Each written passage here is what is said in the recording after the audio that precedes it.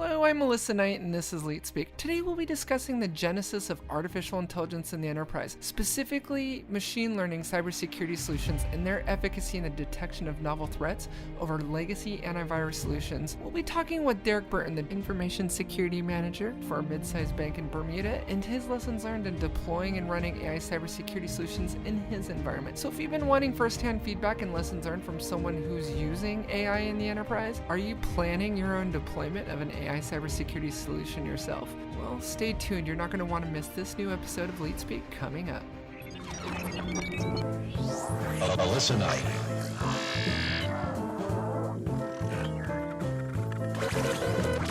That major hack attack against Sony. First, the studio's movies. 3 days after Target confirmed the hacking of payment information from as many as 40 million customer credit and debit cards. Incoming message. It's Friday, and that means time for another episode of LeetSpeak with Alissa Knight, bridging the gap between all things information security, where we'll talk the latest vulnerabilities, threats, security conferences, malware and exploits, as well as interview CISOs and CIOs from around the world on the IT risk management topics that matter most. Alissa Knight. One woman, One mission. one voice.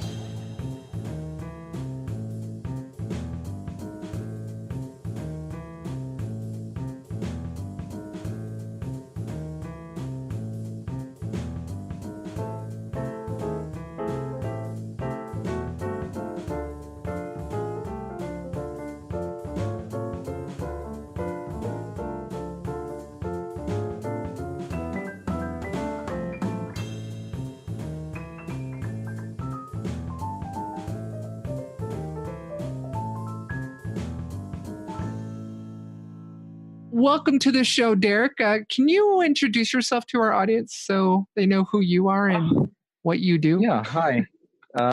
So my name's Derick Burton. I've been working with information security for a little over 20 years now. A vast amount of that, I was an independent contractor. I moved around quite a lot in the UK and also within the US. And these days, I am the security manager for a small bank on the island of Bermuda. Bermuda, far cry from London. Same weather? No, so we have here fairly tropical weather for probably 8 months of the year. Okay. And then I guess for the other 4 months, we get what would be described as fall weather for people on the East Coast, perhaps. So it never gets too chilly, maybe a little damp, but it is very idyllic. It's a tiny island. It's 24 miles long, 1 mile wide. I live almost in the middle, and with a short walk up a hill, I can see both sides of the island. How long is your commute? I can imagine the traffic gets pretty bad there. It does, and one of the things coming out here is I forgo the car, and I actually have a little motor scooter. No way! That's awesome. I do. Oh, I was just going to say, I actually know Derick. We knew each other. You were our former client when I was at Breyer & Thorne and headed up global security for Digicel Group over in Jamaica. So not too much of a culture shock from Jamaica, I presume. No, it's, as I said, the weather for most of the year is very similar. However, Digicel, as you rightly pointed out, was a global organization. And so with all the challenges that go with the jurisdictions and country boundaries and laws and legalities, coming to Bermuda, which is a very heavily regulated location. Right. And although a lot of our client base is international, we tend to deal really with local laws, and we tend to comply with US and European laws where the burden is not too onerous.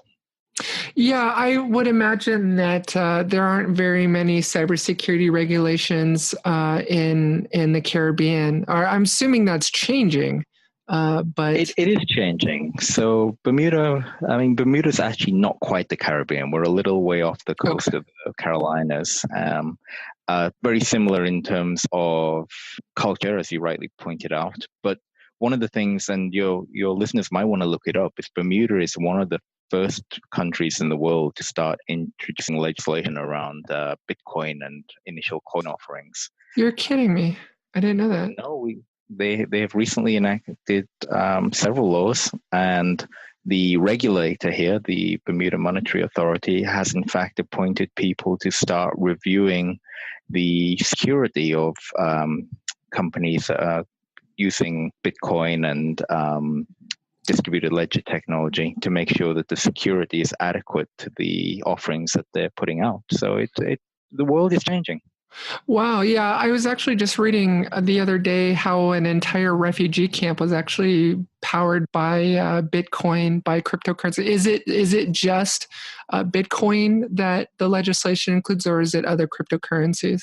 So it's any cryptocurrency, but the legislation is much more focused around distributed ledger in general. So the country is actually, in fact, on the verge of initiating an electronic ID scheme for citizens and visitors, so that if you want to access government services, if you want to open a bank account, then the distributed ledger technology will be used to verify identities. And for those who are out there, no, they're not putting personal information on the blockchain. But they will be using it to verify identity so that we can stop, for example, having to carry your passport to 3 different banks and 1 financial institution. There will be a centralized repository of identification clearing. So again, not necessarily the identification is stored, but that we'll be able to, as a service, verify people's identity. Is this pretty fundamentally advanced from the other islands you've frequented? I know you're obviously previously in Kingston, and I know you've been to some of the other islands across the Caribbean and the area. Is this pretty ahead of what some of the other countries? This is ahead of everywhere. This is ahead of the Caribbean. This is ahead of the US. It's ahead of most of Europe. Possibly Estonia is the only country with their electronic citizenship register, is probably the only place that is on similar territory at the moment. Bermuda has for a long time been at the forefront of the reinsurance industry, and they're looking to capitalize on that by moving into the FinTech sector. Is one of the ways that they're trying to facilitate FinTech development on the island. Yeah, we actually focus a lot on FinTech and cybersecurity related issues around that at IT Group. As a matter of fact, I just was interviewed by Credit Union Journal on cybersecurity around credit unions and FinTech and the concern posed by third parties. That's really interesting that Bermuda is so fundamentally ahead of other islands in the area. Yeah, it's definitely a positive step forward, and I think it's a model that many other countries will at least look at, if not emulate. Are there cybercrime laws like there are in the United States and Bermuda? There is privacy legislation, which is recently enacted, very, very similar to the GDPR. Okay. And there are also some laws around misuse of computers and electronic communication. It is not as well developed as the US, certainly. But the privacy laws are, for example, taking care of things like breach notification and so on. So thank you for introducing yourself. And why don't you, I guess, one of the things I wanted to focus on in this episode was artificial intelligence around cybersecurity. And, AI has changed significantly, obviously, over the last decade and is really transforming industries and verticals. And, about 10, 15 years ago, cybersecurity companies, I remember, would tout, artificial intelligence or zero false positives. And it really, when you actually dug into the meat of it, it actually turned out to be vaporware. It really wasn't artificial intelligence. There was a lot of pattern matching going on, that sort of thing. Obviously, there are now startups that have surfaced from CrowdStrike, Cylance, Darktrace, Vectra, some of these AI-driven cybersecurity products. And I would love to better understand your experience with AI, either at the bank or previous organizations. What have you experienced with it, I guess would be the first question, and how large were the rollouts? Okay. So well, I've had the good fortune to arrive at the bank at a time when there was definitely investment in cybersecurity going forward. Mm-hmm. And so, as you said, with this explosion of artificial intelligence and the cybersecurity marketplace, we definitely took the time to look at the different options available to us. So all of those names that you mentioned, we've looked at, and a couple of others. We looked very much in the endpoint protection space first. Okay. We started with companies like Cylance, with CrowdStrike, Carbon Black, SentinelOne, and we really did do our best to put those products to the test. We developed custom malware in-house, things that were not signature-based. We threw scripts at them. We did behavioral checking, so perhaps using programs that weren't malicious, but making them perform malicious activities, for example, encrypting sets of files that would normally remain untouched. And we found that there was certainly an improvement, a very large improvement over the traditional mechanisms, the signature-based products, the legacy antivirus. So they certainly did a better job of detecting those things, but what they also did introduce is that fuzziness, that kind of heuristic behavior where they're not exactly sure what they're seeing all the time. And so you start to get probability matching. And that does mean that we get more false positives, for example, day to day from particularly our endpoint protection. But we do also get those protections against files that we wouldn't normally have caught with our legacy antivirus. So you mean like weaponized PDF files? What did you guys test them for weaponized documents? Okay. We did. We put in some weaponized PDFs, and in fact, just last week we had one that landed in our mailbox. It came through all the various mail filters we had that were doing traditional legacy scanning, and it was picked up at the endpoint by one of our machine learning products. When we dissected it and exploded it, we did see that there was definitely some malicious JavaScript in there, and it had managed to make its way through the different layers of legacy virus detection. We did start with a quadrant for our initial research, simply because we knew that it had been reviewed elsewhere.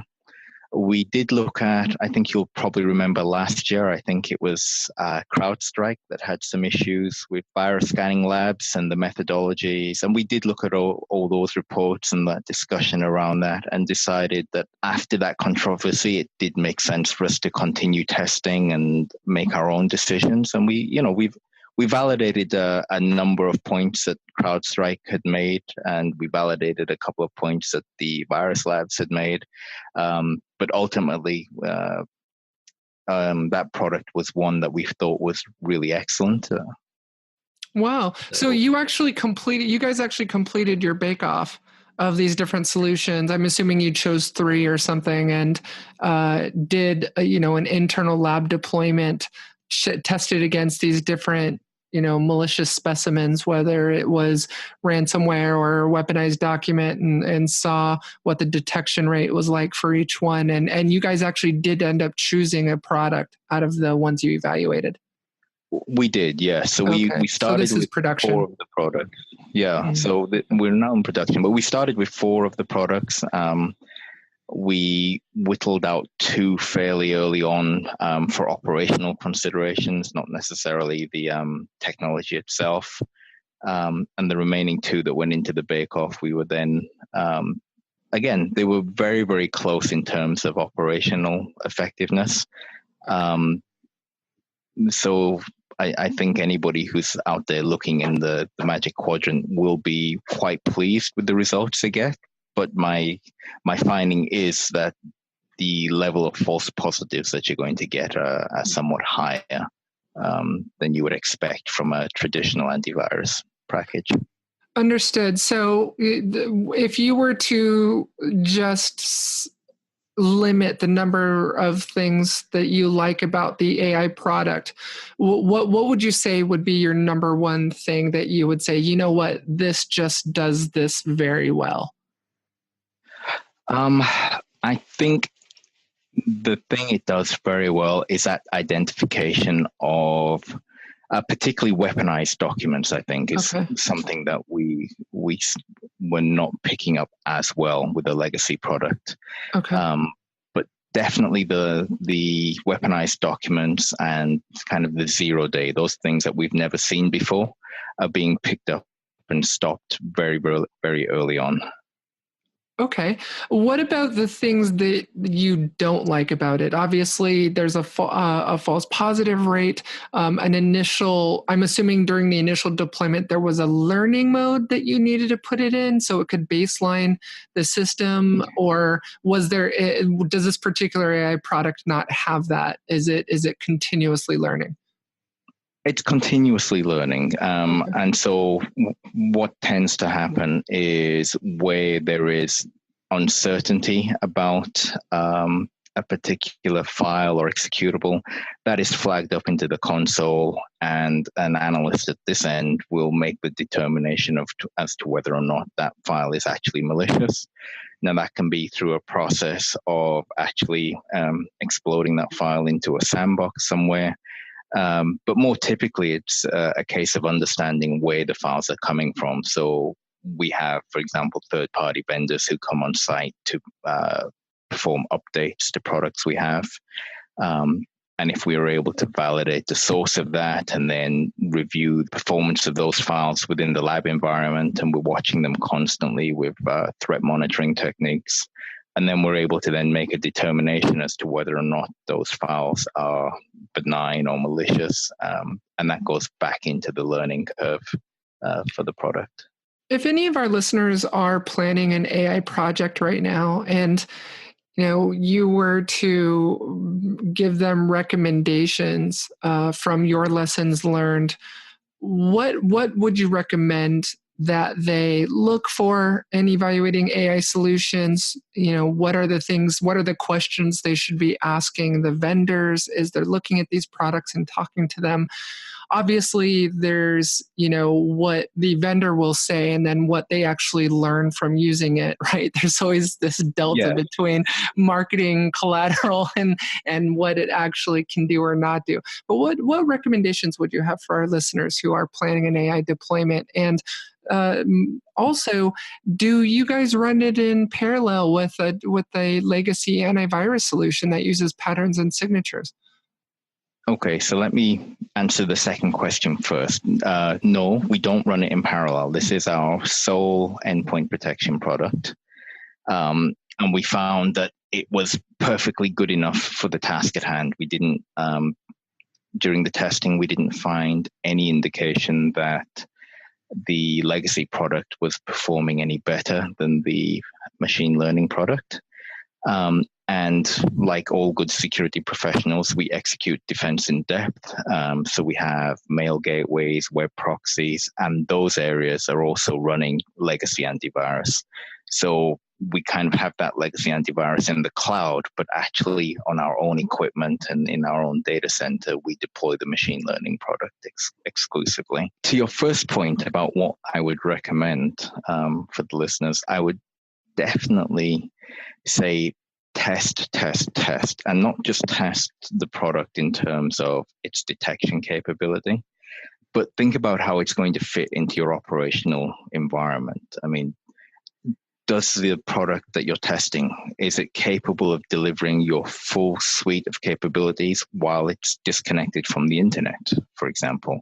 That was a big call for us, because we occasionally have people who are disconnected, or in the event of a cyber attack, is the product actually going to be able to reach back to its cloud and get its configuration, get its updates, get its sandboxing? And if not, then how capable is that product going to be when it's actually most needed? So those were two things that we certainly learned from testing. The other was really whether or not the level of false positives that are generated from the product is something that you can manage in your environment. If you're getting 1 or 2 a day and you have a fairly quick process for evaluating them, then you're probably fine. If you're getting 10, 15, 20 a day, and it's taking you several hours to validate each one, you may find that you don't have the resources to really manage that particular product. How much time, that's a really good point. How much time do you feel that your team combined spends analyzing and weeding out false positives from the system? Would you say it's more than 20 hours a week? No, I think we are probably running at 3 to 4 hours a week with the product we've taken. And we're a very small team here, so that was very, very important to us that we were able to do that. And how many nodes is it? Obviously, it's dependent on the size of the deployment. You said you guys are run it's a relatively small bank. How many nodes? It is. We're a very small operation, so we're at around 1,000 nodes, give or take. Okay. So we're not a multinational by any means, and that again may be a consideration. I mean, if I'm doing 3 or 4 hours a week in a small environment, how many hours is that going to translate to in a multinational? It may be prohibitive, or it may be a case of you have an environment where you really do see the same kind of files every day, and therefore doesn't really scale directly depending on the number of nodes. But it's a consideration.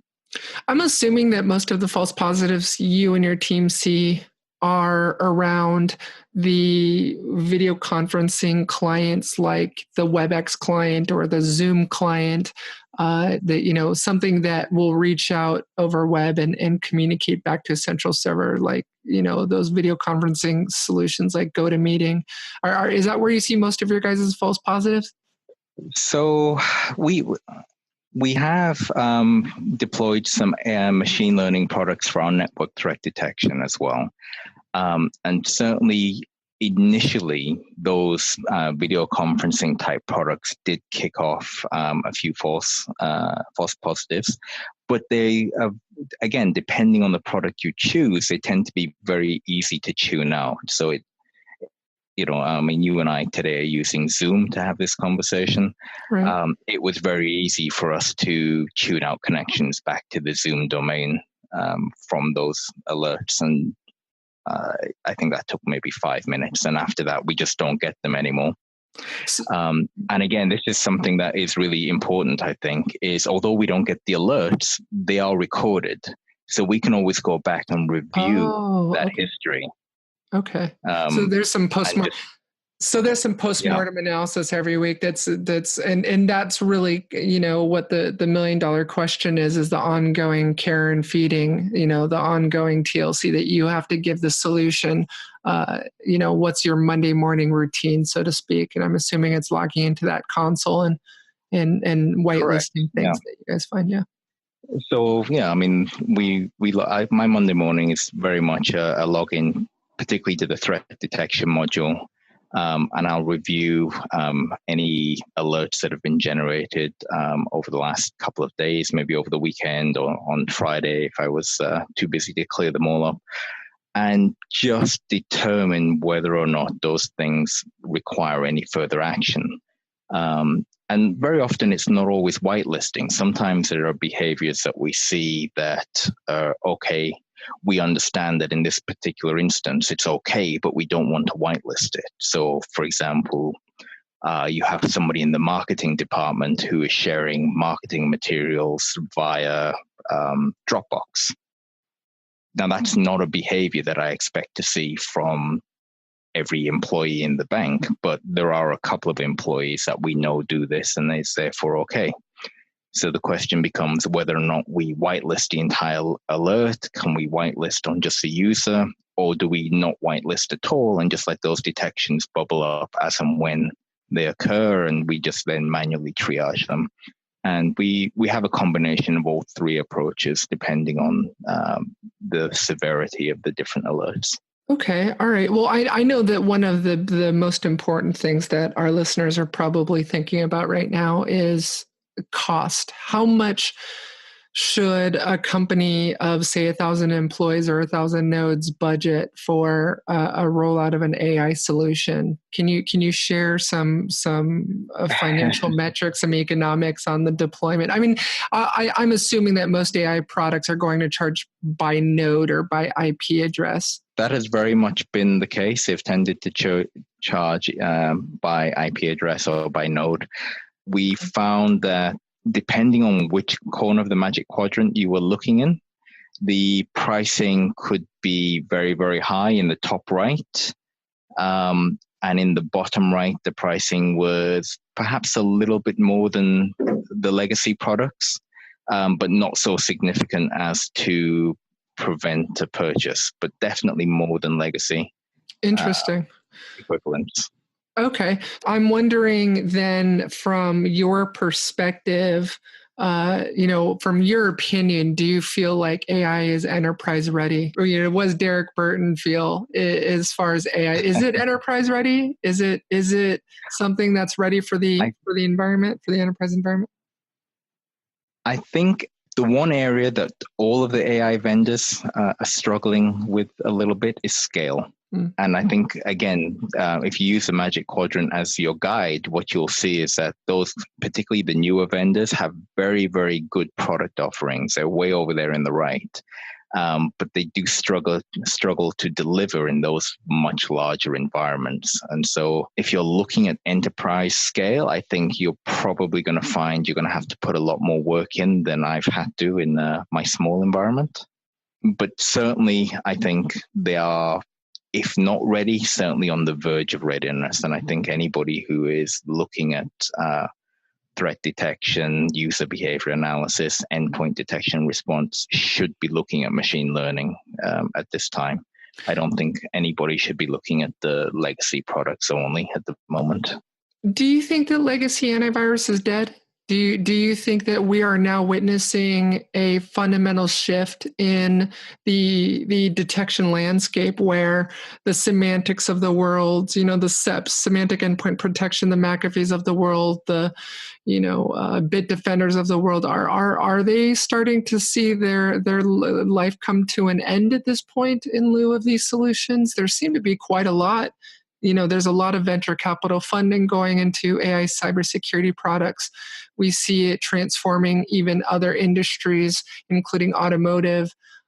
So I'm wondering what your feeling is, if you feel like a traditional antivirus is becoming a dead, antiquated solution. I think the traditional antivirus is not quite dead. I think it's teetering on its last legs, but I think the traditional antivirus vendors they're smart people. They've been in this game for years. Right. And where they don't have data scientists and machine learning products, they will acquire those capabilities. So do you think there's going to be consolidation, another wave of consolidation again, where Semantic may come along and acquire the Vectras of the world, or the McAfees will acquire Yeah. Absolutely, 100%. And it's already happening. I mean, HP acquired Nyara, which was the user and entity behavior analytics system, I believe. They were an independent company. And I expect to see more of that in the industry, that consolidation of the niche players into the larger ones, and a product offering based on the two. Completely unrelated to AI, will you ever be moving from Bermuda? Or do you see yourself retiring there? It's quite an idyllic place to think of for retirement.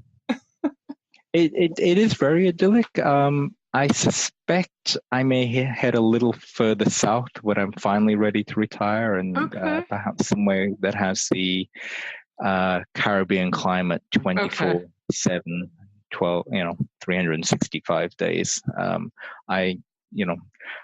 from the UK, which is cold enough. I did a stint in New York, and I nearly froze to death the first year I was there. I was so completely unprepared for that level of cold. And I think ever since then, I've had a little bit of a phobia for cold climates. So I'm definitely looking to stay warm as the years go by. Yeah, I notice as I get old that I tend to not like the cold air as much as I like the warm air. So this is definitely the $1 million question. I remember coming to Jamaica and just going crazy on the plantains, the fried plantains. Are there fried plantains in Bermuda? There are fried plantains. Come down. We will buy a bunch and have a fried plantain cookout. I will take you up on that. Well, Derek, thank you very much for your input on AI and cybersecurity. Is there anything else you wanna let our listeners know about, either you or the products or the space or anything that final words you want to leave them with? As I said, I've deployed a couple of these products now. I think we're up to 3 that are actually running operationally. And they have transformed the security posture of the company. We have so much more visibility. We have so much more capability to respond. I sleep better at night. Yeah, you see, they're definitely in when we were at Digicel together, working together over at Digicel Group, you definitely seem to have more information synthesized at your fingertips with these solutions now than you did there, where it was just network intrusion detection, endpoint, OSEC kids and a SIM solution. So it sounds like you definitely have more information available to you. Definitely more information, and that actually I think that's possibly the one point I have forgotten so far is that all of the machine learning products I've reviewed provide tremendous amounts of information. Really? Not all of them contextualize it as well as the others, and that is really important. If you get a machine learning product in and you are spending an hour trying to figure out what it's telling you, it's probably not the right one for you. Wow. Okay. All right. So you're saying that some of the solutions will actually over-engineer it and provide too much versus the right amount or the right information. It's just you're inundated and it really gets to a point where it actually hurts you more than it helps. Yes, definitely. I mean, there's a point where you need to be able to triage events fairly quickly. Yeah. And if the information is being presented in a way where you can't use it quickly, but you're having to immediately do deep dives, and it's probably going to add overhead that you don't need. Yeah, that makes a lot of sense. And you guys, I'm assuming, tie those to a SIM solution, or would you recommend that our listeners make sure that their SIM solution supports the AI solution, or do you guys just use the native consoles? So we purchased a product that does both. It's an integrated SIM and UEBA with machine learning built in, and that was how we dealt with that particular issue.